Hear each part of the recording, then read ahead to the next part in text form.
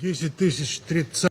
أعلن افتتاح جلسة مجلس الأمن رقم 10,030. جدول الأعمال المؤقت لهذه الجلسة الحالة في الصحراء الغربية. معروض على أعضاء المجلس الوثيقة رمز S على 2025 على 6/9/2 فيها نص مشروع قرار قدمته الولايات المتحدة الأمريكية.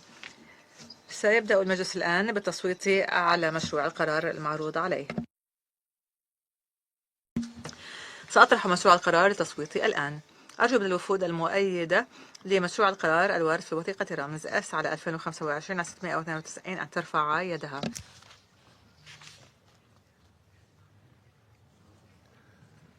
Против. المعارضة.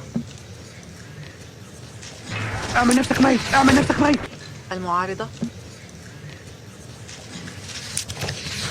Воздержавшиеся. الممتنعة.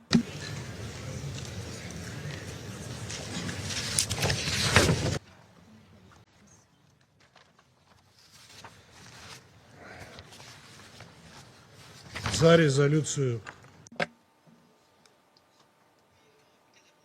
11 صوتا مؤيدا، ما من أصوات المؤيدة و3 وفود امتنعت عن التصويت.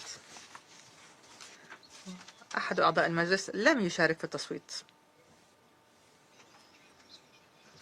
وبهذا يكون مشروع القرار قد اعتمد وسيصدر كالقرار 27/97.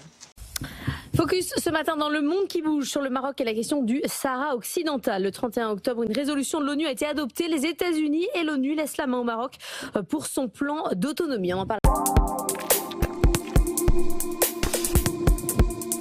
C'est une victoire diplomatique pour le Maroc, c'est un succès personnel qui va marquer son règne pour Mohamed VI.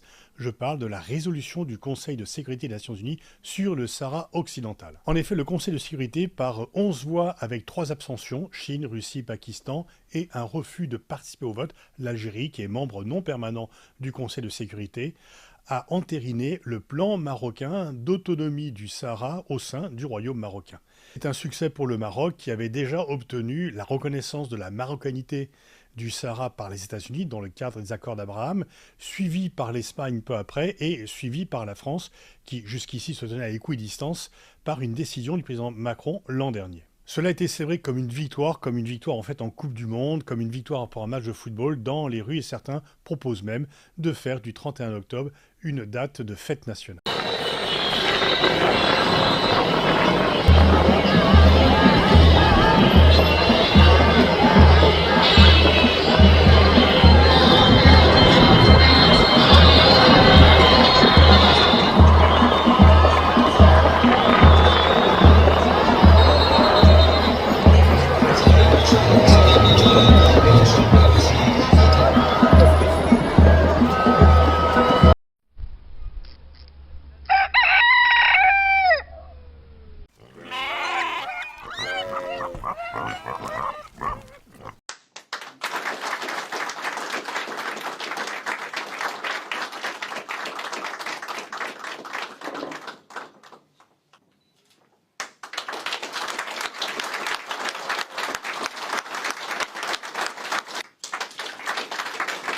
Well, now for the first time, I can tell you that you're a disaster.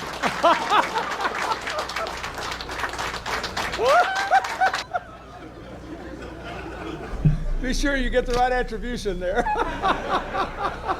Я надеюсь, что вы правильно все это поняли.